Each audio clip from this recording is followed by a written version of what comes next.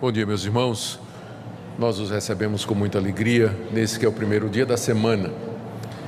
É sempre um privilégio pelo qual nós devemos dar graças a Deus, esse de podermos iniciar a semana na sua casa, louvando ao seu nome, o buscando em oração e escutando a sua instrução. Eu sei que o mundo chama o domingo faz parte do fim de semana, mas para nós é o primeiro dia da semana. Na verdade, a semana começa hoje e nós a começamos aos pés do Senhor, louvando o seu nome, cantando louvores e sendo instruídos na sua palavra. Portanto, sejam todos bem-vindos, que o nosso Deus continue a falar ao nosso coração no restante do culto que nós oferecemos a Ele. Nós estamos no mês de janeiro, onde as classes de escola dominical se fundem numa classe só, classe única, que é dada aqui no templo. E durante esse mês de janeiro nós estamos estudando as religiões mais conhecidas e maiores do mundo. No domingo passado nós vimos, ou pelo menos as que exercem maior influência. Domingo passado nós vimos sobre o Espiritismo, hoje nós vamos ver sobre o Catolicismo Romano, no próximo domingo sobre o Islamismo e no outro domingo sobre as Testemunhas de Jeová, se não tiver uma mudança. Ainda estamos vendo qual a importância de falar sobre as Testemunhas de Jeová. E então, pelas manhãs, o que acontece é que o culto e a escola dominical, na verdade, é uma coisa só. Hoje pela manhã nós teremos a celebração da Ceia do Senhor, que será feita logo em seguida ao estudo, e encerrada a Ceia do Senhor, encerrado o culto, nós vamos ter a oportunidade para o pinga-fogo, que é a parte de perguntas e respostas, em que vocês podem perguntar o que vocês quiserem. E eu farei uma promoção hoje, para cada pergunta uma resposta, certo? Então está em promoção hoje. Se você fizer uma pergunta, você terá uma resposta, nem que seja eu não sei, tá bom? Então isso será feito ao término do culto. Nós vamos celebrar a ceia depois do estudo, depois é que vem o período de perguntas e respostas. Vamos orar mais uma vez, pedindo que o nosso Deus nos oriente agora nessa parte de estudo. Sim, Senhor, nós te damos graças pelo privilégio de começar a semana aos teus pés, cantando louvores ao teu nome, lendo a Escritura, orando e também estudando. Pedimos ao Senhor que teu Espírito Santo continue conduzindo cada parte do que está sendo feito aqui nessa manhã. E agora nessa sessão de estudos, ó Senhor, pedimos que ilumines o nosso entendimento e que o Senhor nos fortaleça na tua verdade, porque é só ela que nós desejamos. Em nome de Jesus, amém. Como avisado, então, o estudo dessa manhã é sobre a Igreja Católica Apostólica Romana. E nós começamos lembrando que o Brasil permite aos seus cidadãos a liberdade de consciência, de crença e de culto. Cada um tem a religião que quer. Portanto, aqui não se trata de bullying ou perseguição ou, enfim, qualquer outra coisa que contrariaria a nossa Constituição. No Brasil, nós podemos adorar ao Deus que nós quisermos, da forma que quisermos, onde quisermos e quando quisermos. Está garantida a liberdade religiosa, que para nós é bom, para os evangélicos é muito bom, porque nós utilizamos para fazer o que estamos fazendo aqui, nos reunirmos e adorarmos o Deus que nós entendemos que é o único Deus verdadeiro, que se revelou em Jesus Cristo, conforme as Escrituras nos dizem. Segunda observação é que esse estudo, ele é mais um estudo comparativo, ou seja, nós queremos que os nossos amigos católicos continuem sendo nossos amigos. O que nós vamos fazer é apontar a diferença entre o que eles acreditam e o que nós acreditamos. E por que nós achamos que essa diferença, ela faz com que não haja de fato nós não podemos nos considerar como sendo parte da mesma religião.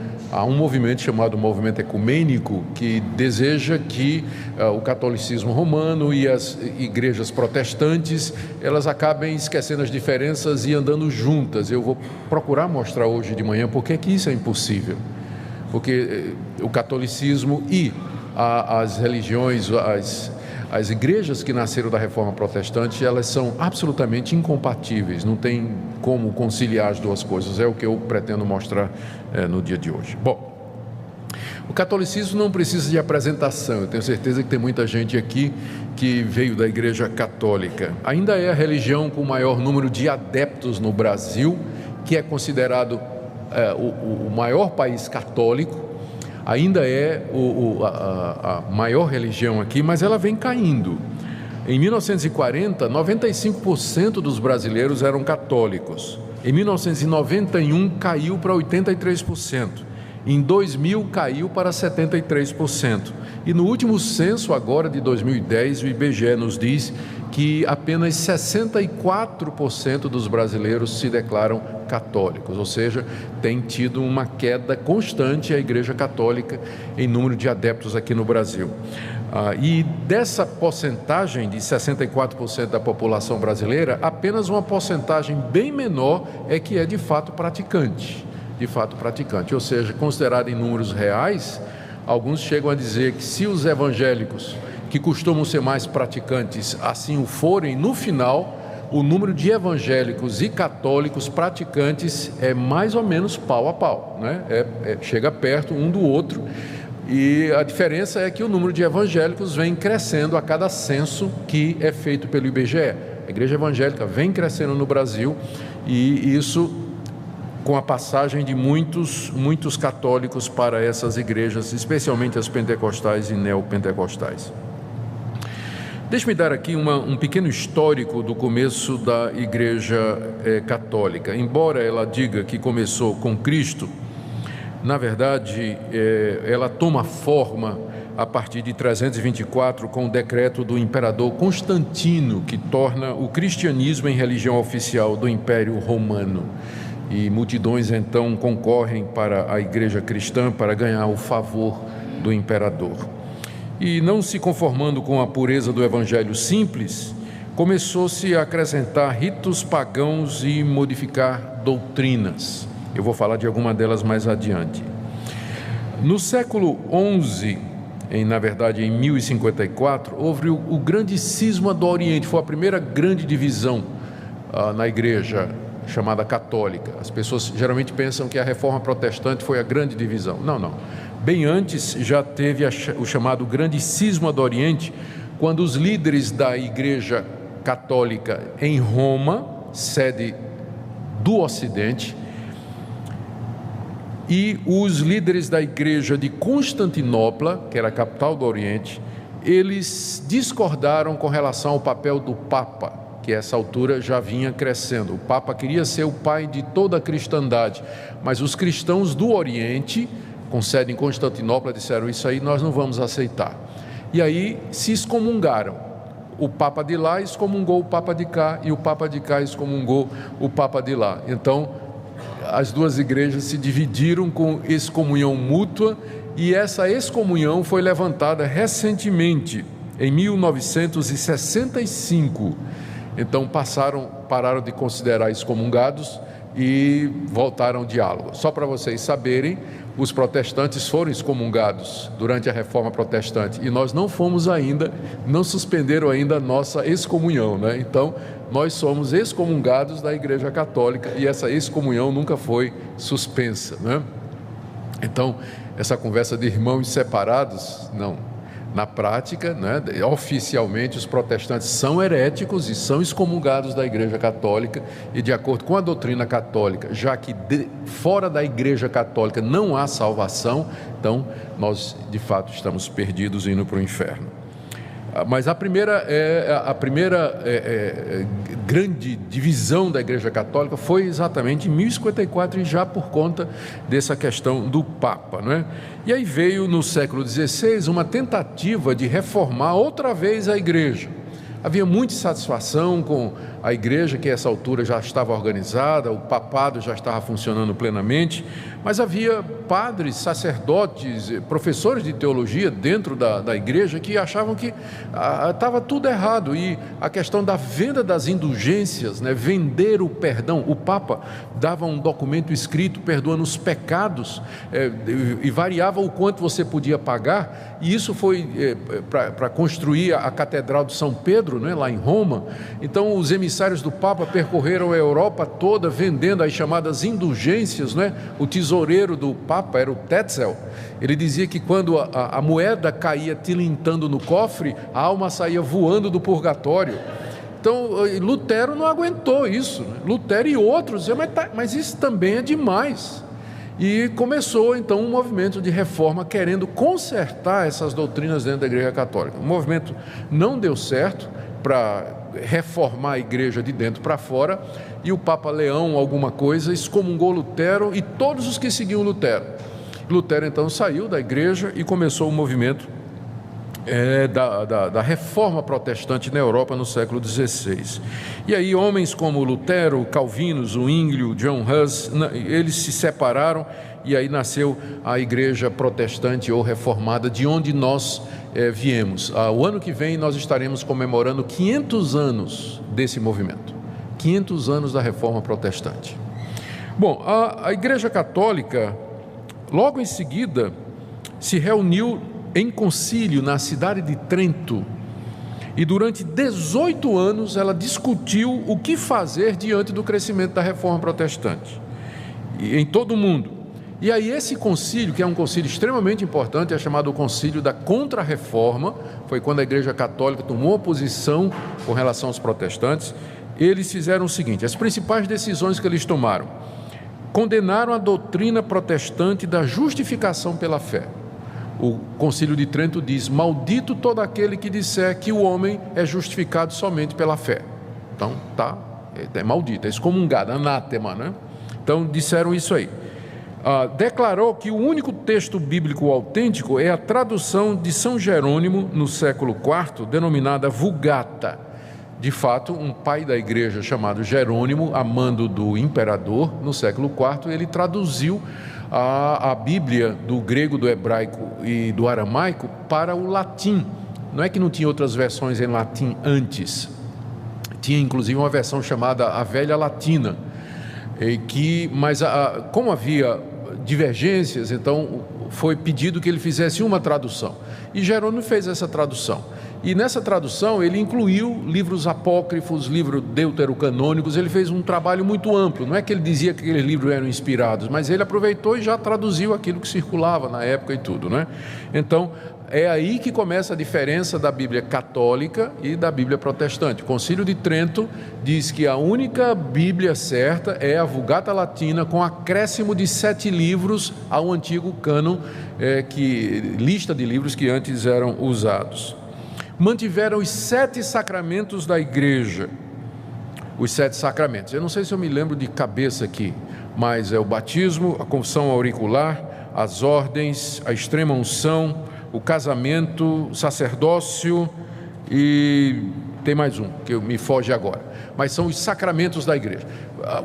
Até aqui havia 2 sacramentos, que era o batismo e ceia. Eu esqueci, a ceia. Então, são 7. Havia 2 só, batismo e ceia. E aí o Concílio de Trento reafirma mais 5 sacramentos, ou seja, meios pelos quais Deus traz a sua graça e meios pelos quais o pecador pode obter o favor de Deus. Então acrescentou para 7. Declarou a indissolubilidade do casamento. Então vocês sabem que até bem recentemente não tinha divórcio na Igreja Católica, não é? Inventaram o desquite, não é? Não sei quem lembra da época do desquite aí, não é? Que hoje também não tem mais. Hoje em dia a posição da Igreja Católica tem mudado com relação a isso, mas a indissolubilidade do matrimônio começa aí.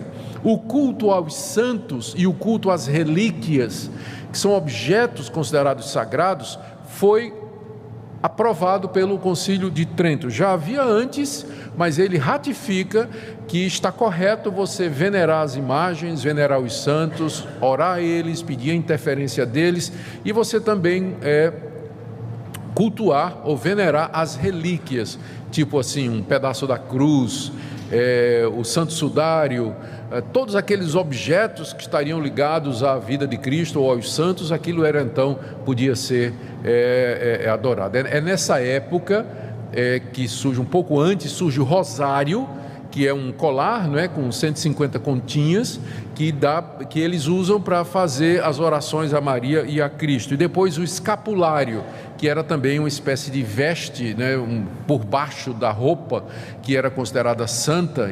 Inclusive, eu procurei essa declaração, como eu não achei, então não trouxe, porque eu não quero dizer o que eu não tenho certeza. Mas eu me lembro de ter lido que dizia que se alguém morre com escapulário, então ele de fato vai ter o perdão dos seus pecados. É quando a doutrina também, no Concílio de Trento, a doutrina do purgatório e das indulgências é reafirmada, embora a questão das indulgências sofreu uma repressão por parte da Igreja Católica, porque ela admitiu que houve abusos, não é? Ainda é possível, mas você pergunta, como é que é possível hoje? Sim, a missa de sétimo dia, né? Ela é a forma moderna da indulgência. Você paga essa missa e é uma missa em que é feita oração 7 dias depois pela alma daqueles que foram embora. Então continua se pagando pelo perdão de pecados, né? Só que de uma outra forma. Esses dogmas do Concílio de Trento, que foram passados, começou em 1546, eles nunca foram revogados, né? Nunca foram revogados, então continua valendo para a Igreja Católica. Então, atualmente a Igreja Católica tem uma grande influência política no mundo, ela tenta se revitalizar com papas carismáticos, como o Papa Francisco, mas em todo o mundo ela está experimentando uma diminuição acentuada em sua membresia. Isso se deve à secularização. Na Europa, por exemplo, lá também os protestantes estão perdendo membros, não é? Se deve particularmente ao crescimento do movimento evangélico em todo o mundo. Deixa eu tentar passar para vocês, no tempo que nós temos, algumas doutrinas básicas da Igreja Católica Romana. Primeiro, com relação à fonte de autoridade. Essa pergunta é sempre muito importante. O que é que uma determinada religião ou grupo religioso aceita como fonte de autoridade? A Igreja Presbiteriana diz que a Bíblia e somente a Bíblia é a palavra de Deus. Se você for para os Mormons, eles vão dizer a Bíblia e o livro de Mormon. Quando a gente estudar o islamismo, vocês vão ver que a fonte de autoridade é outra. Eles vão aceitar a lei do Antigo Testamento, as palavras de alguns profetas, o Evangelho de Jesus e o Alcorão, que foi a revelação que Deus deu a Maomé. Sempre o Espiritismo, como nós vimos no domingo passado, aceita como fonte de autoridade a Bíblia e as informações dos espíritos através dos médiuns. Não é? O que a Igreja Católica aceita como fonte de autoridade? Ela tem 3 fontes de autoridade, enquanto que os protestantes protestaram contra isso, não é? E o lema da reforma foi sola escritura, exatamente esse ponto. A Igreja Católica tem 3 fontes de autoridade. Primeiro, a Bíblia. Ela aceita a Bíblia como sendo a palavra de Deus. Só que para ela, a Bíblia não é uma revelação fechada, completa. Além da Bíblia, Deus continuou a se revelar na Igreja, e é o que eles chamam de tradição. É aquilo que os pais da igreja no século II, século III, foram percebendo que era a verdade de Deus, o desenvolvimento dessas doutrinas que estão na Bíblia e que têm que ser recebidas no mesmo nível de igualdade da Bíblia, a tradição oral. E o magistério, que são as decisões e pronunciamentos do colégio episcopal, encabeçado por um papa infalível.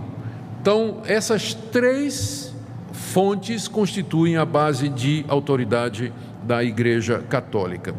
Aqui, o Concílio de Trento, em 1546, disse, eu estou lendo aqui a seção 4, o item 783. A verdade e disciplina estão contidos nos livros escritos, que é a Bíblia, e nas tradições orais. Deus é o autor tanto do Antigo e do Novo Testamento, bem como das tradições que se referem tanto à fé como aos costumes, quer sejam só oralmente recebidas de Cristo, quer sejam ditados pelo Espírito Santo e conservadas em sucessão na Igreja Católica. E o Concílio Vaticano II, em 1965, ratificou: a Sagrada Escritura é a palavra de Deus, que foi escrita por inspiração do Espírito Santo, e a sagrada tradição, por sua vez, transmite integralmente aos sucessores dos apóstolos a palavra de Deus. Ou seja, em resumo, a Igreja Católica aceita essas 3 fontes. Isso explica por que é que você vai encontrar na Igreja Católica dogmas que não estão na Bíblia, tipo assim, a virgindade perpétua de Maria, Maria nasceu sem pecado, Maria subiu aos céus depois da morte. Nada disso está na Bíblia.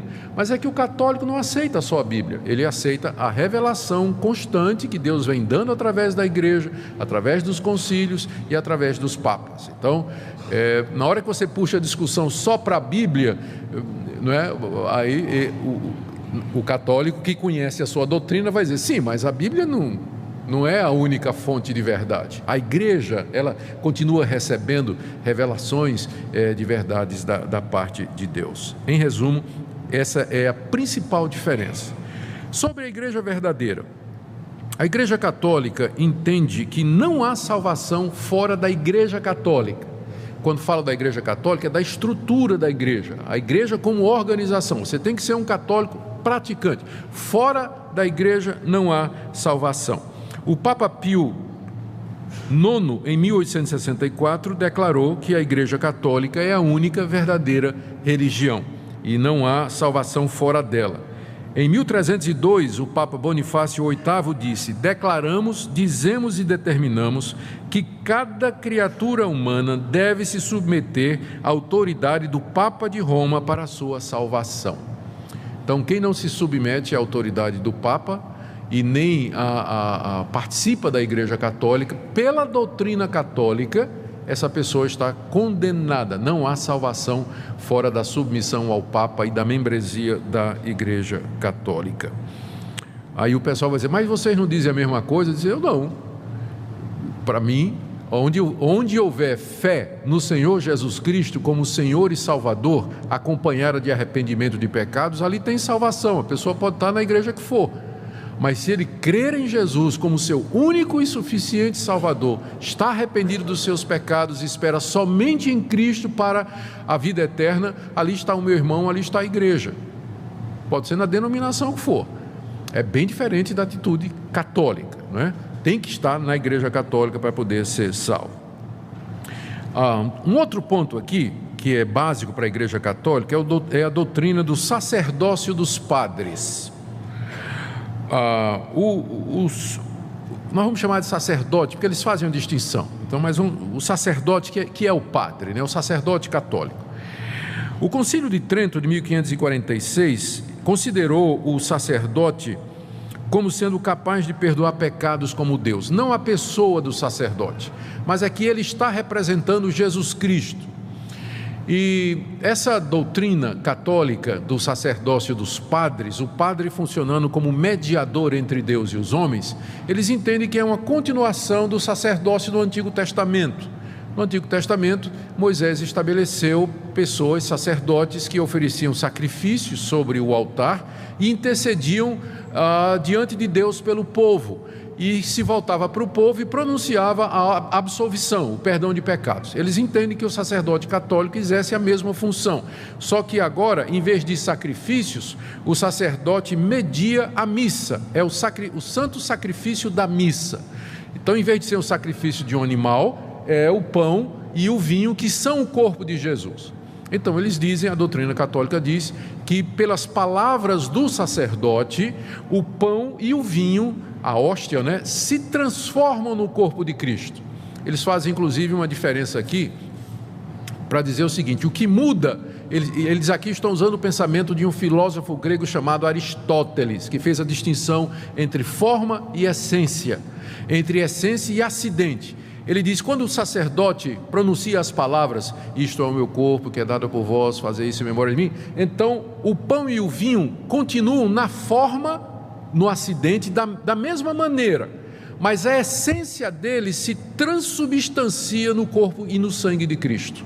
Então é de fato, Cristo está ali presente em corpo, cabelo, osso, nervo, sangue, músculo, ele está ali.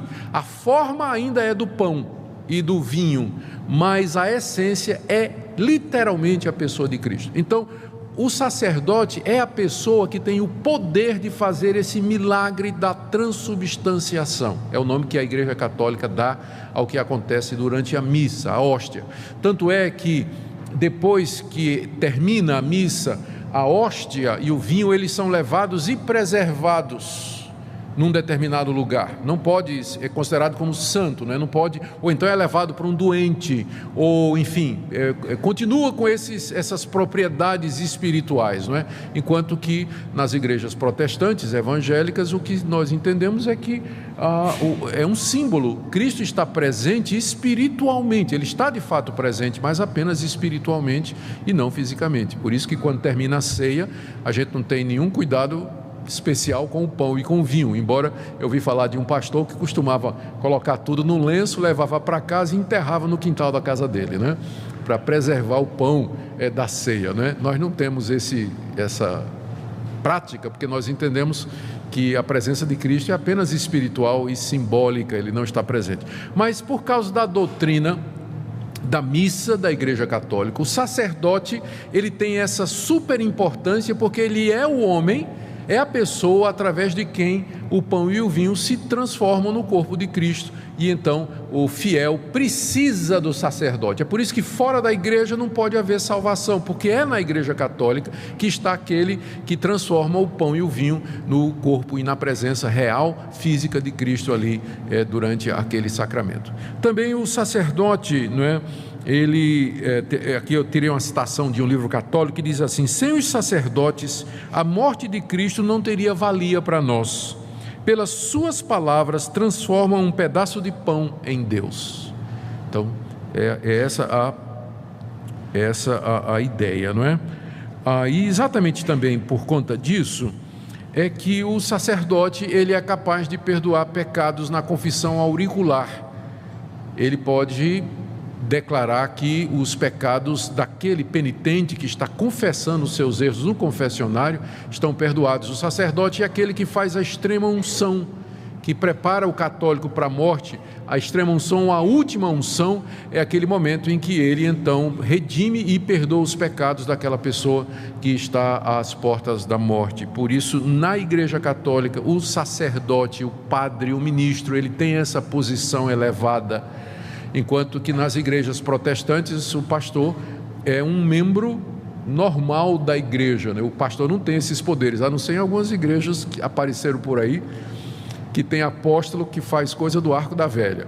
Mas nas igrejas protestantes reformadas, tradicionais, o pastor, ele é o ministro da palavra, ele ensina a palavra de Deus, é um irmão como outro qualquer, mas que recebeu os dons de pastorear, ensinar e pregar, e foi separado para esse ministério. Mas ele não perdoa pecados, não transforma, não tem nenhuma transformação que ocorre aqui. Eu não posso lhe ungir para perdoar pecados na hora da sua morte. Então a visão é completamente diferente da função do pastor na igreja e do padre na Igreja Católica. Sobre a Bíblia, como eu disse, eles aceitam a Bíblia como palavra de Deus, mas não como a palavra exclusiva de Deus e única de Deus.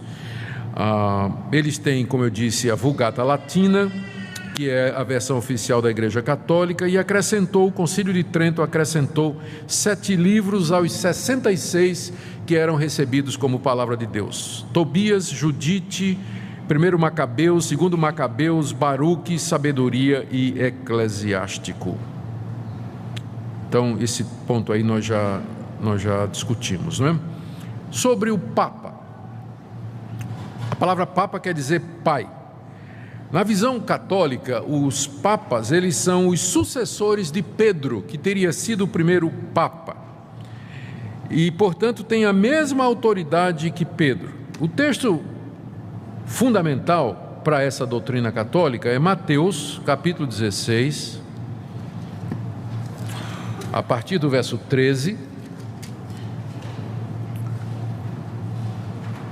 Indo Jesus para os lados de Cesareia de Filipe, perguntou a seus discípulos: quem diz o povo ser o Filho do Homem? E eles responderam: uns dizem João Batista, outros Elias e outros Jeremias ou algum dos profetas. Mas vós, continuou ele, quem dizeis que eu sou? Respondendo Simão Pedro, disse: tu és o Cristo, o Filho do Deus vivo. Então Jesus lhe afirmou: bem-aventurado és, Simão Barjonas, porque não foi sangue e carne que te revelaram, mas meu Pai que está nos céus. Também eu te digo que tu és Pedro, e sobre esta pedra edificarei a minha igreja, e as portas do inferno não prevalecerão contra ela. Dar-te-ei as chaves do reino dos céus. O que ligares na terra terá sido ligado nos céus, e o que desligares na terra terá sido desligado nos céus.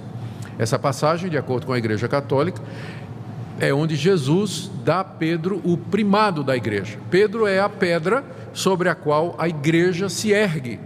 Tu és Pedro, e sobre esta pedra, que é você, eu vou edificar a minha igreja. Então Pedro foi colocado por Cristo como fundamento da igreja, e Cristo disse para ele: eu vou te dar as chaves do reino dos céus. Essa é a razão pela qual Pedro, na teologia católica, quando ele nas imagens e nas figuras de Pedro, ele sempre aparece com um chaveiro, né? Com um molho de chaves pendurado no cinto. São Pedro é o porteiro do céu, né? Porque Jesus deu a ele as chaves do reino dos céus. Isso é o que a Igreja Católica ensina, tá, gente? Não estou concordando com isso, não. Estou apenas explicando. Então, Pedro teria total poder sobre a igreja, porque Cristo deu esse poder, deu as chaves e disse: o que você fizer no céu o que você fizer na terra será confirmado no céu. Deus confirma as decisões de Pedro e dos seus sucessores, que são os papas. Essa ideia, ela, na verdade, ela começa a aparecer no século II, mas muito tenuamente. É somente no século V, quando Leão I, que foi considerado o primeiro Papa, assumiu esse conceito. Então, é uma doutrina que data do século V. O primeiro Papa teria sido Leão I. E depois disso o conceito foi se desenvolvendo ao longo dos séculos. Eu leio aqui para vocês o Catecismo Católico de Nova York. Ele diz assim: o Papa toma o lugar de Cristo aqui na terra. É o cabeça da igreja, líder infalível, dirigente universal da verdade, só sendo julgado por Deus e por homem algum. Então, na cadeira do Papa, inclusive, está escrito em latim, Vicarius Dei, ou o vigário de Cristo, de Deus, ou o representante de Cristo. O Concílio de Trento, em 1546, disse o seguinte: o Papa, falando ex cátedra, é infalível. Então, a definição da infalibilidade papal é de 1546. O que é que significa ex cátedra? Cátedra é cadeira em latim, e é o lugar onde o Papa senta, e lá está escrito o vigário de Deus, né? Vicario Dei, em latim, o substituto, o representante de Deus. Quando o Papa se senta naquela cadeira e ele faz pronunciamentos sobre fé e prática, esses pronunciamentos são infalíveis e não podem ser revogados, e passa a ser dogma para o católico. O católico tem que aceitar isso que o Papa pronuncia ali. Por exemplo, dois exemplos. O Papa Pio IX, em 1854, falando ex cátedra, disse que Maria foi concebida sem pecado, e virou dogma da Igreja Católica depois dessa declaração dele. Mais recentemente, em 1950, o Papa Pio XII decretou a Assunção de Maria, ou seja, Maria, depois de morrer, ela foi assunta aos céus, ela subiu aos céus, não é? Ela ressuscitou, seu corpo subiu até os céus, onde ela está intercedendo pelos pecadores. E por falar em Maria, esse é um ponto também muito importante dentro do catolicismo romano. Em 431, o concílio de Éfeso chamou Maria de Mãe de Deus. A razão pela qual esse concílio, tão cedo na história do cristianismo, chama Maria de Mãe de Deus, é porque eles estavam lutando contra uma heresia que dizia que Jesus não tinha corpo real, Jesus era uma aparência. O nome dessa heresia era docetismo. Então os docéticos diziam que Jesus, porque era Deus, não é porque era Deus, ele não poderia ter um corpo humano verdadeiro. Então, reagindo a isso, os cristãos daquela época se reuniram e disseram: não, Jesus foi concebido da Virgem Maria, ele tinha um corpo real e verdadeiro, e sendo ele Deus, portanto, Maria é mãe de Deus. Jesus é verdadeiro. A ênfase era na divindade de Cristo e a sua humanidade, só que eles fizeram isso via Maria, né? Então Maria é a mãe de Deus. Faltou o cuidado de dizer que Maria é a mãe da parte humana de Jesus, porque Deus de fato não tem mãe, mas o concílio definiu isso aí. Maria passa a ser considerada então a mediadora entre Deus e os homens. Vocês todos já devem ter visto aqueles plásticos no vidro traseiro do carro de alguns amigos católicos dizendo: pede à mãe que o filho atende, não é? Pede à mãe que o filho atende. Em 1854, o Papa, eu já falei, decretou a Imaculada Conceição de Maria. Em 50, olha o que é que o Papa Pio XII declarou: Maria ressuscitou dos mortos logo após a sua morte, foi levada aos céus e lá entronizada como rainha dos céus. Então, na teologia católica, Maria está agora assentada no trono à direita de Deus, juntamente com Jesus Cristo, e ela é a mediadora entre Deus e os homens, entre Deus e Cristo.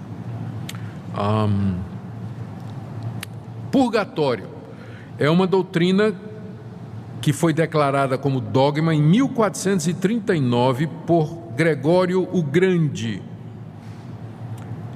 Tomás de Aquino, que é o grande teólogo católico, ele diz assim: no purgatório o sofrimento é idêntico ao do inferno, só que dura menos.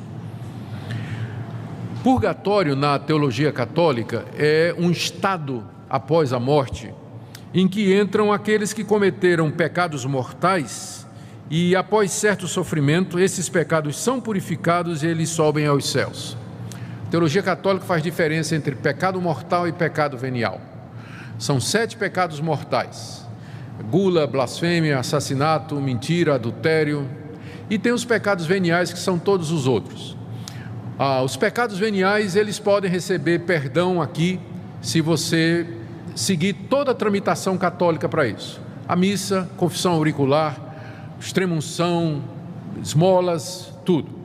Os pecados mortais, você ainda tem uma chance depois da morte, que é o purgatório. Você vai para o purgatório para purgar pelo sofrimento esses pecados que não foram perdoados durante a sua vida aqui. E para diminuir o tempo de sofrimento no purgatório, é possível os vivos, os parentes e os amigos, abreviar o tempo de sofrimento dando esmola para a igreja, fazendo penitência ou pagando missa de 7º dia. Então daí vem a oração pelos mortos dentro da igreja católica.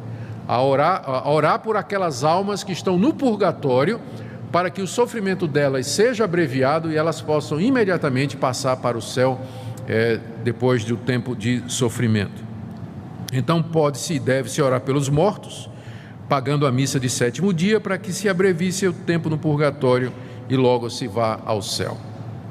Sobre imagens, que é geralmente uma das grandes diferenças, né, que os protestantes são os primeiros a apontar, a dizer para o católico que ele pratica idolatria. Se você disser para um católico que conhece a doutrina de que ele está praticando idolatria, ele vai dar uma risada, dizendo: você não entende. Não, existe uma diferença na igreja católica entre veneração e adoração. Adoramos somente a Deus, mas veneramos os santos. Então, como é que isso começou?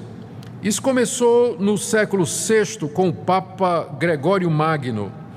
Ele achou que era interessante introduzir na igreja imagens e pinturas dos santos, de Jesus, de Maria, para inspirar os analfabetos, as pessoas que não conseguiam conceber o Evangelho, pessoa que tinha capacidade pequena de entender, e é um pessoal que entende mais gravura e imagem. Então esse Papa, ele entendeu que trazendo para dentro da igreja as imagens e os símbolos ajudaria numa forma de catequese para as pessoas, não é? Só que isso que começou com um objetivo didático, né, para ensinar, acabou sendo corrompido e as pessoas começaram, na verdade, a se dirigir às imagens dos santos, enfim, para fazer as suas devoções. Em 787, o segundo concílio de Nicéia regulamentou isso e fez essa distinção. Disse que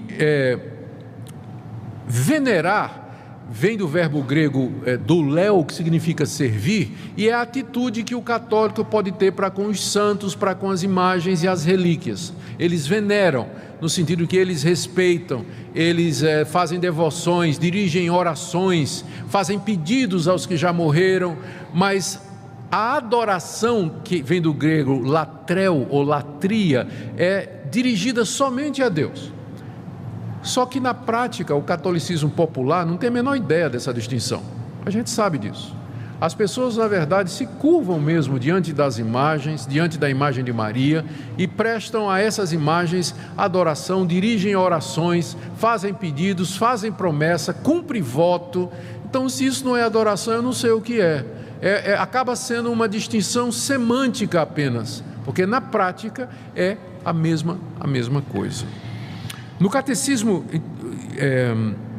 o catecismo católico, ele traz a lista dos 10 mandamentos, e é interessante.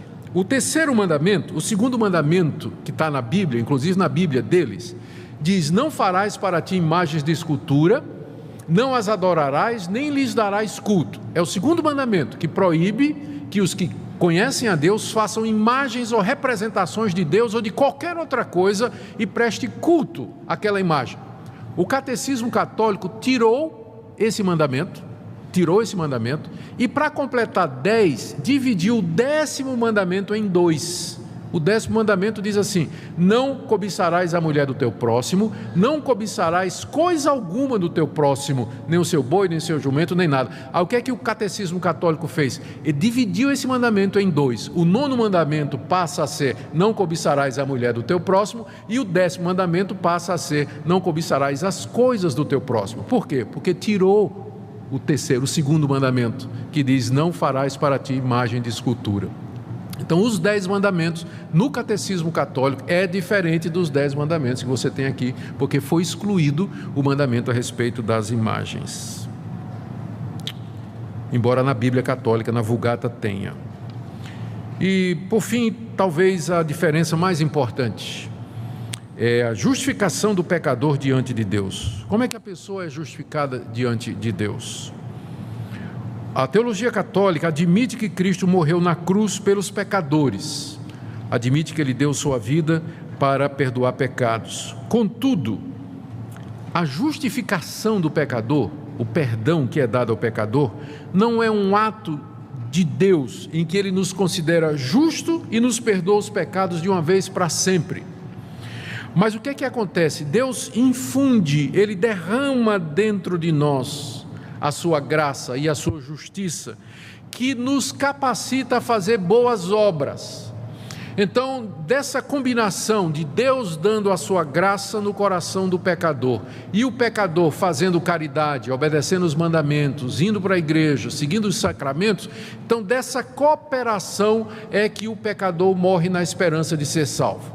Enquanto que na teologia protestante, a pessoa é salva pela fé, é um ato de Deus, Deus perdoa de uma vez por todas e, portanto, a pessoa pode ter certeza de que está perdoado e salvo. Na teologia católica, o católico não pode ter essa certeza, porque a salvação é uma cooperação entre a graça de Deus e as obras do pecador. Então, nunca vai poder ter certeza, né, de que você de fato vai ser perdoado, que você não sabe se as suas obras elas são em número suficiente ou a cooperação é suficiente para garantir isso. Enquanto que, ou usando outro termo, na igreja reformada como a nossa, a salvação é monergista, ou seja, é um ato de Deus e de Deus somente. Na igreja católica é sinergista, é um ato de Deus junto com a colaboração do pecador.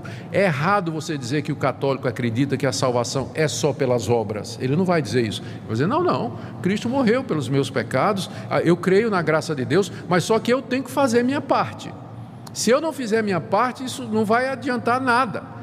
Eu posso não merecer. Então é uma sinergia, é uma combinação. Enquanto que na igreja, esse foi o ponto da reforma protestante. Lutero descobriu, mas peraí, A Bíblia está dizendo que Deus justifica o pecador pela fé, é pela graça, não por obras, não tem participação minha. Eu sou um pecador que recebo a graça de Deus livremente. A salvação é um dom de Deus do começo ao fim, ela não é resultado da minha cooperação com Deus. E você vê como essa ideia, né, sinergista, esse pensamento católico da cooperação do pecador na salvação, ela impregnou a nossa cultura brasileira. Eu costumo dizer que os evangélicos brasileiros continuam com a alma católica, porque é duro para o evangélico, não é, entender isso. Ele sempre fica pensando que ele tem que colaborar para a salvação dele, para a justificação dele. E aí, quando chega as seitas evangélicas dizendo: você tem que dar isso, você tem que fazer campanha tal para poder fazer a sua salvação, você tem que fazer sacrifício e tudo mais, o brasileiro vai com muita facilidade, porque essa mentalidade de cooperação com Deus para a salvação está na raiz do povo brasileiro, que foi colonizado pela Igreja Católica. Né? Ideias populares do tipo assim, você vê escrito na traseira do caminhão, né? O bom filho Deus ajuda. Já viram aquela caminhão que tem uma plaquinha atrás, o bom filho Deus ajuda, né? Então, essa cooperação sua com Deus para a salvação, isso é da teologia católica. As obras que são necessárias para que o pecador participe para ser salvo, o católico participe para ser salvo, incluem a confissão, participação na missa e extrema unção. Olha o que é que o Concílio de Trento, aquele da Contra-Reforma, declarou na seção 6ª, no cânone 9. Se alguém diz que o pecador é justificado pela fé somente, significando que nada mais é requerido para cooperar a fim de obter a graça da justificação, que seja maldito. Ou seja, nós somos, de acordo com o Concílio de Trento, malditos, porque nós cremos exatamente nisso, que a justificação é pela fé. Cristo fez uma obra completa, não tem nada mais a ser feito a não ser humilhar-se diante de Deus, reconhecer que é pecador e receber gratuitamente o perdão completo que Cristo comprou na cruz por nós. Muito bem, estas são algumas das doutrinas fundamentais e principais da Igreja Católica. Em que é que os protestantes então divergem, não é? O que é que deu origem à Reforma Protestante, que vai fazer 500 anos? Não? Por que essa diferença toda? Bom, primeiro com relação ao conceito de igreja e quem é o seu cabeça. De acordo com a Escritura, e eu quero aqui pegar Efésios, capítulo 1, Efésios capítulo 1, verso 22 e 23, falando de Cristo, o apóstolo Paulo diz que Deus pôs todas as coisas debaixo dos seus pés, e para ser o cabeça sobre todas as coisas o deu à igreja, a qual é o seu corpo, a plenitude daquele que a tudo enche em todas as coisas. E aqui no capítulo 5 da carta aos Efésios, verso 23, Paulo diz: o marido é o cabeça da mulher, como também Cristo é o cabeça da igreja. Cristo é o cabeça da igreja. E juntamente com estas duas passagens, há dezenas de outras no Novo Testamento que diz que quem é o cabeça da igreja é Jesus Cristo. Jesus Cristo é o cabeça da igreja, Ele é o Senhor da igreja, Ele é o centro da igreja, é dele que procede toda a autoridade no céu e na terra. Dizer que o Papa é o cabeça de Cristo o transforma num usurpador, e foi por esse motivo que os reformadores disseram que o Papa é o anticristo, aquele que a Bíblia diz que iria se levantar contra Cristo e tomando o lugar de Cristo. A confissão de fé da Igreja Presbiteriana do Brasil afirma isso, que o Papa é o anticristo, porque ele se declara o cabeça da igreja e o líder supremo da cristandade. Então, de acordo com a teologia protestante, não é? Essa é uma usurpação, querer tomar o lugar de Cristo dentro da sua igreja. Membros da igreja são todos aqueles que nasceram de novo pela fé em Cristo Jesus. Evangelho de João, capítulo 1.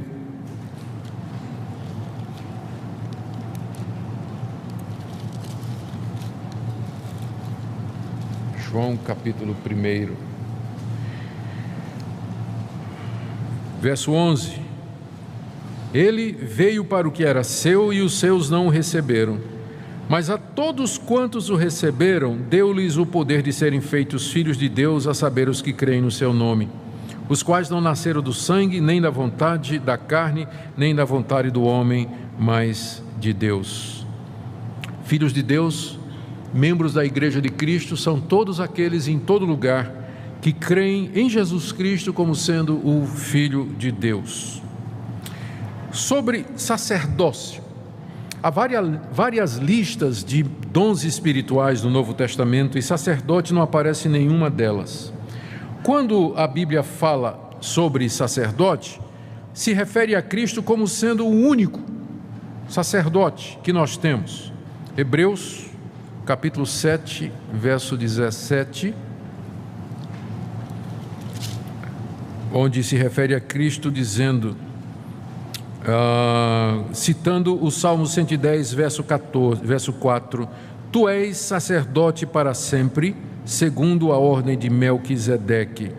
O que o autor da carta aos Hebreus está dizendo é que os sacerdotes do Antigo Testamento eram da tribo de Levi e faziam parte de uma ordem temporal. Eles foram constituídos durante um tempo para ministrar aqueles sacrifícios de animais que eram tipos e figuras de Cristo. Uma vez que Cristo veio, não há mais sacerdotes, pessoas que vão administrar sacrifícios como mediadores entre Deus e os homens, porque Cristo é não somente o sacrifício, mas Ele é também o sacerdote. Ele é aquele que é o mediador entre Deus e os homens. Por isso não tem mais a figura de sacerdote. Lá no livro de Apocalipse, capítulo 1, o apóstolo João se refere aos cristãos da seguinte maneira, verso 5, começar no verso 4. João, às 7 igrejas que se encontram na Ásia, graça e paz a vós outros, da parte daquele que é, que era, que há de vir, da parte dos 7 espíritos que se acham diante do seu trono, da parte de Jesus Cristo, a fiel testemunha, o primogênito dos mortos e soberano dos reis da terra. Aquele que nos ama e pelo seu sangue nos libertou dos nossos pecados e nos constituiu reino, sacerdotes para o seu Deus e Pai, a Ele a glória e o domínio pelos séculos dos séculos. Amém. Aqui o apóstolo João nos diz que Cristo fez de todos nós sacerdotes. Todo cristão, ele é um sacerdote. Não acabei ainda. Vê 1 de Pedro, porque essa doutrina é importante aqui, para a gente entender. Na 1 de Pedro,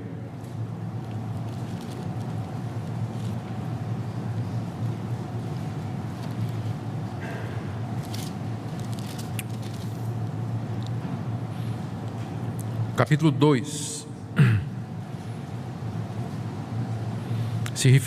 escrevendo aos cristãos, Pedro diz, verso 9, Vós, porém, sois raça eleita, sacerdócio real, vocês são sacerdócio real, nação santa, povo de propriedade exclusiva de Deus. Pedro se refere aos cristãos como sendo sacerdócio real, nação santa, povo exclusivo de Deus. Quando os reformadores iniciaram a reforma da igreja no século XVI, eles acabaram com essa distinção entre sacerdócio e leigo, entre esse ofício de sacerdote, não é? Que era o mediador entre Deus e os homens, e o laicato. O leigo é aquele que não é sacerdote. E os reformadores disseram que todos os crentes são sacerdotes. Daí veio a doutrina do sacerdócio universal de todos os crentes. Todos os crentes têm acesso a Deus, todos os crentes podem ministrar de acordo com os dons que eles receberam. E aquilo que o crente faz na sua vocação, como dona de casa, médico, pedreiro, motorista, vaqueiro, agricultor, aquilo é um serviço que ele presta a Deus. Então, essa doutrina do sacerdócio de todos os crentes foi fundamental no entendimento das diferenças, porque na Igreja Católica o sacerdote é aquela classe de pessoa especial que funciona como mediador entre Deus e os homens, através de quem vem a graça, vem o perdão e a misericórdia. Para nós isso tudo é Jesus Cristo. É Cristo quem faz isso hoje. Ele é o único mediador entre Deus e os homens. E os discípulos de Cristo são sacerdotes no sentido de que eles ministram, eles têm acesso a Deus e eles, com a sua vida e a sua vocação, servem a Deus aqui nesse mundo. Sobre a Bíblia, sobre as fontes de autoridade. Aqui é que pega também. Fonte de autoridade. Como nós vimos, a Igreja Católica recebe a tradição e o magistério ao lado da Bíblia como sendo fonte de novas revelações e de novas doutrinas. Já primeira coisa, os apóstolos, eles foram aqueles através de quem Deus revelou a verdade pela última vez. E os apóstolos eram de um número limitado, eles foram escolhidos no número de 12, Paulo entra como um nascido fora de tempo, mas porque 12 para contrabalancear com as 12 tribos de Israel, a igreja do Antigo Testamento e a igreja do Novo, então era um número específico de 12. O alvo de Deus com os apóstolos era fazer a revelação da verdade e escriturar essa verdade. Os apóstolos, eles já têm consciência de que o que eles estão escrevendo é palavra de Deus. Paulo, quando escreveu a carta aos Gálatas, no capítulo 1, ele diz assim: se vier um anjo do céu trazendo outro evangelho a não ser esse que eu estou pregando, seja maldito. Seja maldito. No final do livro de Apocalipse, o apóstolo João diz que quem acrescentar ou tirar alguma coisa a esta revelação será também castigado proporcionalmente por Deus. Já há na própria Escritura consciência de que ela é a revelação final de Deus. Carta aos Hebreus, capítulo 1: tendo Deus outrora falado muitas vezes e de muitas maneiras aos pais pelos profetas, nesses últimos dias nos falou pelo seu Filho. Cristo é a última, a maior e a revelação final de Deus para nós. O Novo Testamento registra essa revelação, e ao encerrar a Bíblia, Deus, entendam o que eu vou dizer, não tem mais nada a nos dizer. O que Ele queria nos dizer, Ele nos disse através de Moisés, dos profetas, de Cristo e dos apóstolos. Ponto final. Já há consciência na Bíblia de que o que passar disso não vem de Deus. Os apóstolos já começaram a lutar com os falsos profetas. Quem eram os falsos profetas na época de Paulo, Pedro, João? Eram pessoas que diziam que tinham um novo entendimento ou uma revelação além daquela que os apóstolos estavam ensinando. Os apóstolos combateram ferozmente aquilo ali, dizendo: não tem, acabou. Judas, carta de Judas. Judas é irmão de Jesus, é o irmão de Jesus que escreve essa carta. Ele diz assim: eu estou escrevendo essa carta para encorajar vocês a lutar pela fé que de uma vez por todas foi dada à igreja. Já foi dada de uma vez por todas. Então o que vem além disso é de homens. É de homens. Então todas essas doutrinas que não têm base na Bíblia, que se desenvolveram ao longo da história, elas não foram desenvolvidas com base na Bíblia. Purgatório não tem base bíblica, Assunção de Maria não tem base bíblica, veneração de homens não tem base bíblica, purgatório não tem base bíblica. Foi desenvolvido depois e sem fundamentação bíblica alguma. Sem fundamentação bíblica alguma. Então essa é a grande diferença. Os protestantes disseram, os reformadores disseram há 500 anos atrás: nós temos de voltar para a Bíblia. Eles não estavam ensinando nada novo. Eles disseram: nós queremos voltar ao início de tudo, queremos voltar à fé simples, original da Bíblia e nos livrar de todo esse acúmulo de doutrinas que foram inseridas na igreja pelos papas, pelo magistério católico e pela tradição, que não tem fundamentação. Nós não queremos isso. Queremos voltar para a Bíblia. Então essa é a grande diferença entre a igreja católica e a igreja protestante. É a questão da autoridade. Onde é que você baseia as suas doutrinas? Nós queremos dizer sola escritura, somente a Bíblia. Mas a igreja católica vai dizer: a tradição, o pronunciamento dos papas e o magistério da igreja. Então a diferença é muito grande, não é? Agora, vamos voltar lá para o outro ponto central, que é a interpretação de Mateus 16. Pedro é de fato o Papa? É isso que Jesus quis dizer? Mateus 16, verso 18, palavras de Jesus a Pedro: eu te digo que tu és Pedro, e sobre esta pedra edificarei a minha igreja, e as portas do inferno não prevalecerão contra ela. Dar-te-ei as chaves do reino dos céus, o que ligares na terra terá sido ligado nos céus, e o que desligares na terra terá sido desligado dos céus. Uma regra simples de interpretação bíblica é que você não forma doutrina a partir de uma única passagem.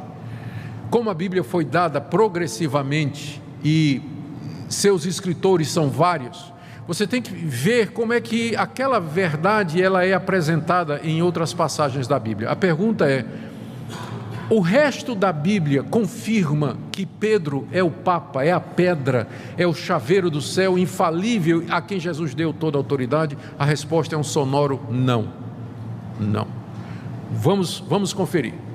Logo depois que Jesus deu essas palavras a Pedro, se a gente continuar lendo, olha o que é que nós encontramos. Verso 21. Nesse tempo começou Jesus a mostrar aos discípulos que era necessário seguir para Jerusalém e sofrer muitas coisas dos anciãos, dos principais sacerdotes e dos escribas, ser morto e ressuscitado no terceiro dia. Então Pedro, a quem Jesus já tinha dito: tu és Pedro, e sobre essa pedra edificarei minha igreja, darei as chaves dos céus, etc. Pedro, chamando-o à parte, começou a reprovar a Jesus, dizendo: tem compaixão de ti, Senhor, isso de modo algum te acontecerá. Mas Jesus, voltando-se, disse a Pedro: arreda, Satanás, tu és para mim pedra de tropeço. A pedra aqui é de tropeço. Tu és pedra, mas de tropeço, porque não cogitas das coisas de Deus, e sim das dos homens. Como é que né? Infalível ele não era, com certeza, né? Está na cara de que ele não era infalível. E para ser a pedra sobre a qual a igreja seria edificada, está uma pedra meio bamba, né? Meio incerta e meio insegura. Continuando, capítulo 18. Como se deve tratar o irmão culpado? Jesus diz a partir do verso 15: se teu irmão pecar contra ti, vai arguí-lo entre ti e ele só. Se ele te ouvir, ganhaste a teu irmão. Se porém não te ouvir, toma ainda contigo uma ou duas pessoas, para que pelo depoimento de 2 ou 3 testemunhas toda a palavra se estabeleça. E se ele não atender, diz: e a igreja se recusar a ouvir também, a igreja considera como gentio e publicano. Em verdade vos digo que tudo que ligares na terra terá sido ligado nos céus, e tudo que desligares na terra terá sido desligado nos céus. Ué, isso aqui não foi uma promessa para Pedro? No verso 18, tudo que ligares na terra, não é isso? Tanto é que ele tem as chaves do céu, mas aqui Jesus está dando a mesma promessa para a igreja. Então é óbvio que não era exclusivo de Pedro. As chaves dos céus está com a igreja, no sentido de que é a igreja que tem a pregação do evangelho, que abre o reino dos céus para os homens, e a recusa desse evangelho fecha o reino dos céus para os homens. Não é um homem que tem a chave para abrir e fechar o reino dos céus, mas é dado à igreja isso aqui. Continuando: ah, pastor, mas isso que Pedro fez foi antes do dia de Pentecostes, o Espírito Santo não tinha vindo aí. Tá bom. Gálatas. O Espírito Santo já tinha chegado, o evangelho já estava crescendo, a igreja de Jerusalém, liderada pelos apóstolos, estava firme. Olha o que Paulo conta em Gálatas 2, verso 11: quando, porém, Cefas, que é Pedro, veio a Antioquia, resisti-lhe face a face, porque se tornara repreensível. Pedro tinha dificuldade em aceitar que o não-judeu pudesse receber o evangelho. Ainda era o ranço do legalismo judaico. E aí o que é que acontecia? Quando Pedro estava com os judeus, ele se comportava como judeu, mas ele queria que os gentios, ou pensava que era melhor que os gentios se circuncidassem, se tornassem judeus.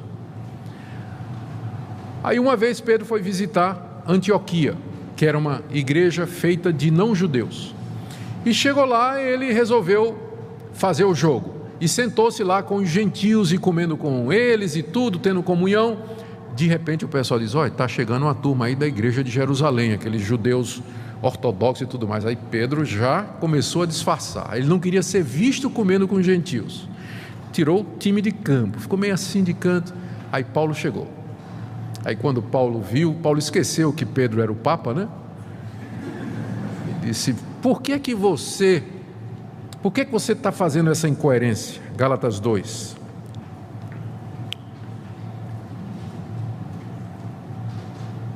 Verso 14: quando vi que não procedia corretamente segundo a verdade do Evangelho, eu disse a Cefas na presença de todos: se tu, sendo judeus, vive como gentio e não como judeu, por que obrigas os gentios a viverem como judeus? Ele expôs a incoerência de Pedro. Então, é um papa que não é, se for papa é falível, né? Porque pelo menos há vários outros, há pelo menos 2 registros do erro. Mas vamos perguntar a Pedro quem é a pedra. A melhor coisa é isso, né? A gente ir direto na fonte e perguntar: Pedro, quem é a pedra então? Abra aí na primeira carta de Pedro.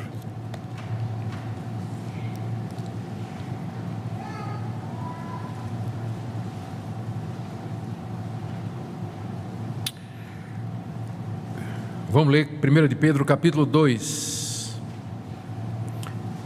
verso 2 em diante. Desejai ardentemente, como crianças recém-nascidas, o genuíno leite espiritual, para que por ele vos seja dado crescimento para a salvação, se é que já tendes a experiência de que o Senhor é bondoso. Chegando-vos para ele, a pedra que vive. Quem é a pedra que vive na teologia de Pedro? Jesus. Chegando-se para ele, a pedra que vive, rejeitada assim pelos homens, mas para com Deus eleita e preciosa. Assim vós mesmos, como pedras que vivem, todo cristão é pedra nesse sentido. Sois edificados, porque somos como tijolos da construção que é a igreja. Sois edificados casa espiritual, para ser de sacerdócio santo, a fim de oferecer de sacrifícios espirituais agradáveis a Deus por intermédio de Jesus Cristo. Só nessa passagem nessa passagem você tem resposta a 2 dogmas católicos. A pedra é Cristo, e nesse sentido todos os crentes são parte do edifício. E todos eles são sacerdotes que oferecem a Deus sacrifícios espirituais através de Jesus Cristo. O Papa Pedro matou a teologia aqui, né? Por isso está na Escritura: eis que ponho em Sião uma pedra angular, eleita e preciosa, e quem nela crê não será de modo nenhum envergonhado. Para vós outros, portanto, o que credes é preciosidade, a pedra angular. Mas para os descrentes, a pedra que os construtores rejeitaram, essa veio a ser a principal pedra angular, pedra de tropeço e rocha de ofensa. Cristo é a pedra sobre a qual está edificada a igreja. E para quem não crê, ele é uma pedra de tropeço. A pessoa bate e cai em Cristo. Ele é a pedra. Mas então o que Jesus quis dizer quando disse a Pedro: tu és Pedro, e sobre esta pedra edificarei a minha igreja? A resposta é que a pedra ali não é a pessoa de Pedro, mas a confissão que Pedro tinha feito no verso anterior. Jesus perguntou: quem vocês dizem que eu sou? Qual foi a resposta de Pedro?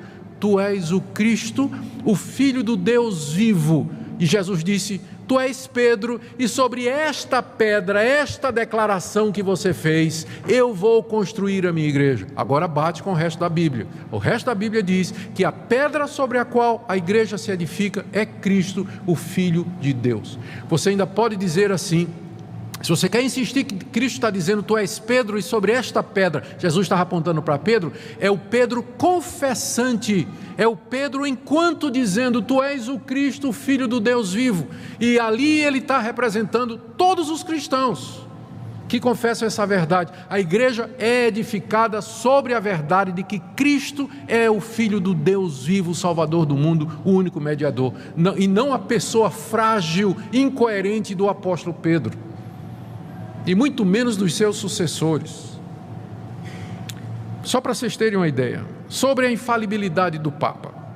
O Papa Adriano II declarou que o casamento civil era válido, mas o sucessor dele, Papa Pio VII, condenou como inválido. Eugênio IV 4. Condenou Joana d'Arc a ser queimada viva como feiticeira. Benedito XV declarou Joana d'Arc santa. Um disse que era feiticeira, o outro disse que era santa. Clemente XIV acabou com os jesuítas. Pio XII os restaurou. Sisto V recomendou a leitura da Bíblia, mas Pio XII e outros papas condenaram. Então, onde é que está a infalibilidade? Então, essa é uma doutrina que nós, inclusive tem católicos que não engolem, não é? Essa doutrina da infalibilidade do Papa. A verdade é que os apóstolos não deixaram sucessores.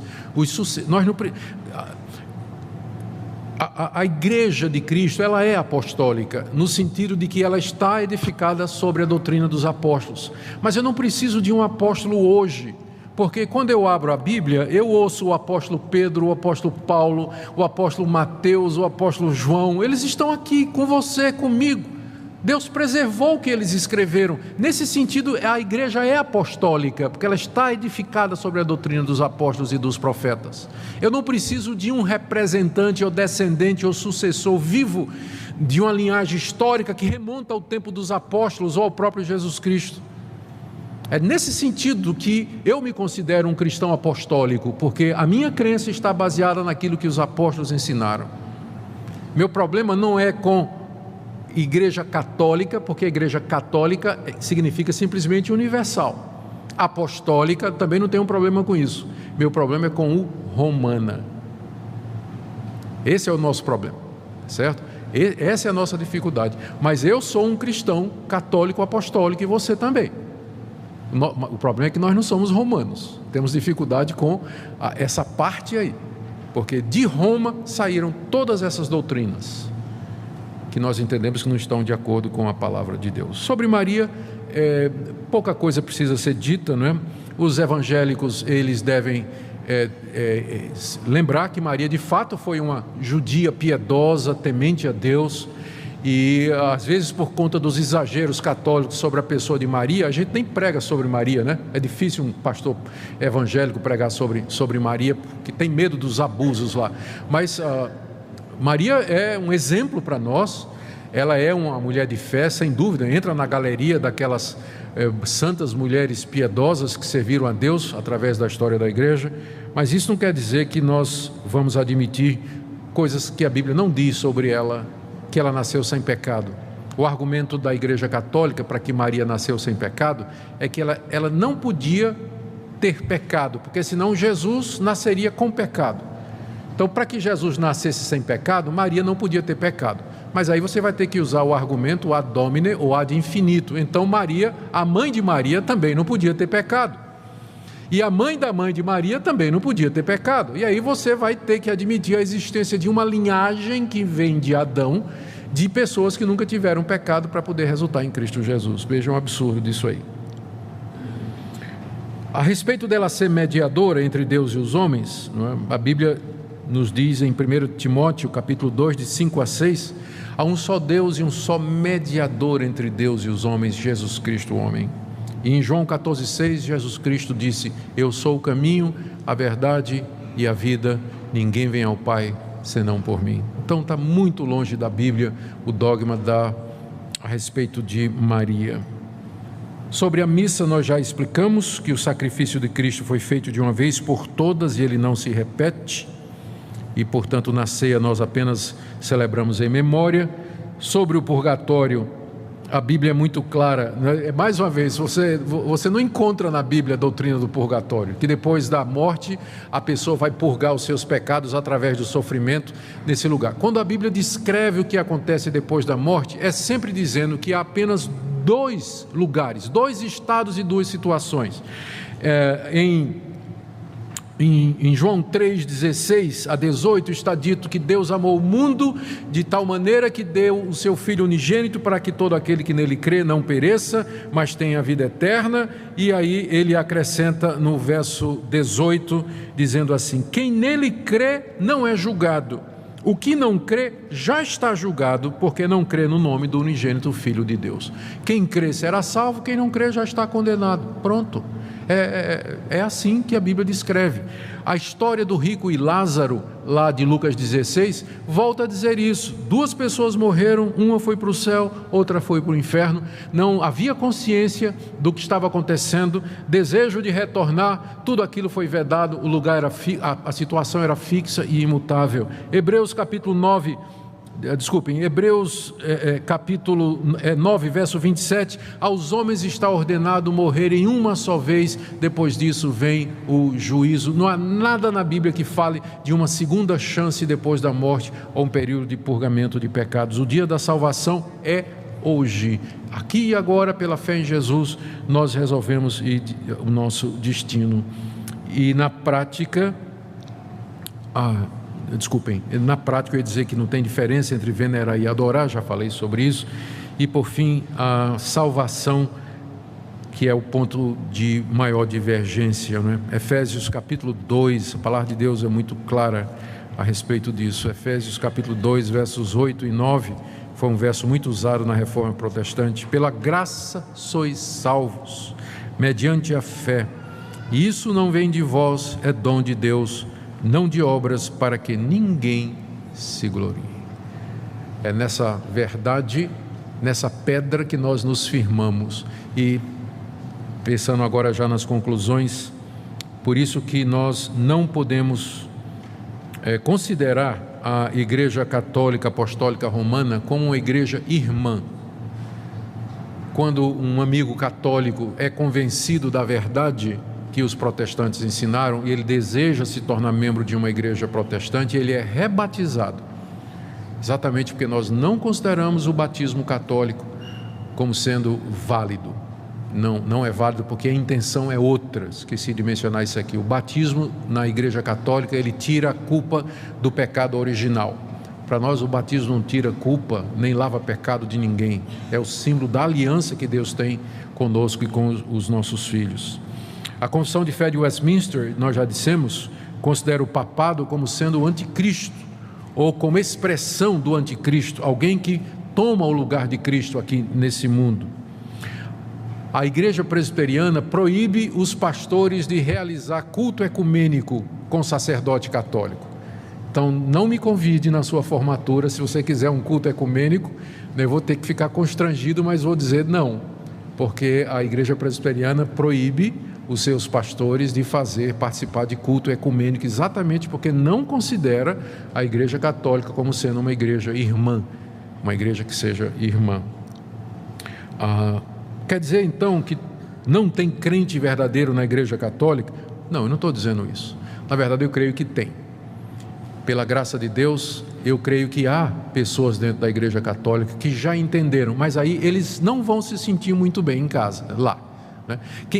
A pessoa que entendeu que ela foi salva pela graça, pelo sacrifício completo de Cristo, e ela crê somente em Jesus Cristo, ela vai começar a se sentir incomodado com a veneração aos santos, a relíquia, a ênfase em Maria como mediadora, a exortação para que seja submisso ao Papa e aceite esses dogmas, né?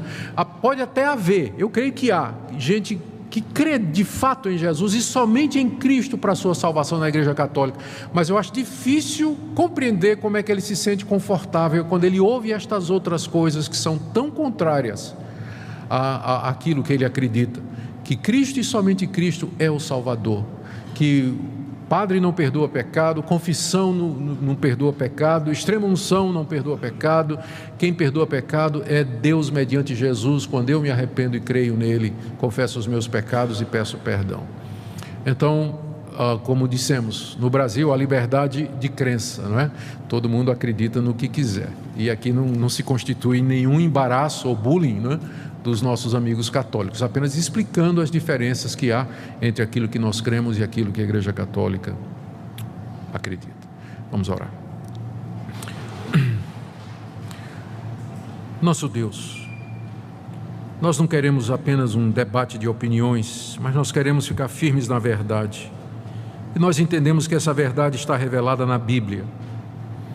Nos ajuda a entender a Bíblia com clareza, a não acrescentar nada, e que tudo que nós façamos tenha fundamentação na Bíblia, porque ela é a tua palavra, palavra de Deus, como espada, martelo, rocha, fogo, escudo, lâmpada. São todas essas figuras que ela usa para nos dizer da sua importância e da sua exclusividade. Pedimos, nosso Deus, que nos perdoe quando fomos além da Bíblia ou ficamos aquém do que ela ensina. Nós queremos pedir também quando, às vezes, temos sido intransigentes com aquelas pessoas que não pensam como nós. Nos ajuda a amar e a mostrar a verdade em amor. E nós oramos por aqueles que estão aqui nesta manhã e que ainda não compreenderam a verdade simples do Evangelho, que teu Filho Jesus é a pedra, a rocha, quem nele crê não será envergonhado, e que nele há plena e completa salvação. Ajuda os nossos filhos a entender a importância da igreja, da classe de catecúmenos, da doutrinação. Senhor, não é por causa da instituição, por causa da figura da igreja, mas porque nós queremos a verdade, queremos te servir dentro da verdade.